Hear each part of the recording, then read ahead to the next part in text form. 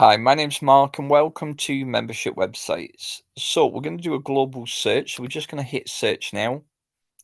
And you can see here that we have various tabs that are displayed on the global searches. Now you might not want any of these displayed, or you might want to change how they're displayed.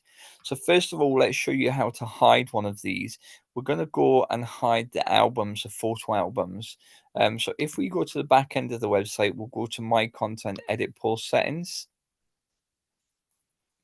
We're going to then find the photo albums, which are just here. We're going to click on Edit. And then when we go down here, we click on the Additional Details tab. We can see here that it is enabled currently to display on global searches. We're going to select No. And then we're going to save that. And then when we return to the global search page, once that's saved, we refresh and we can see albums has disappeared.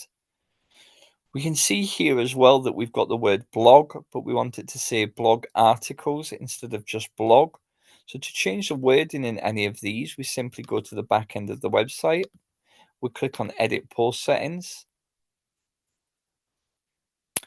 We're going to find the website blog articles. We're going to click on Edit.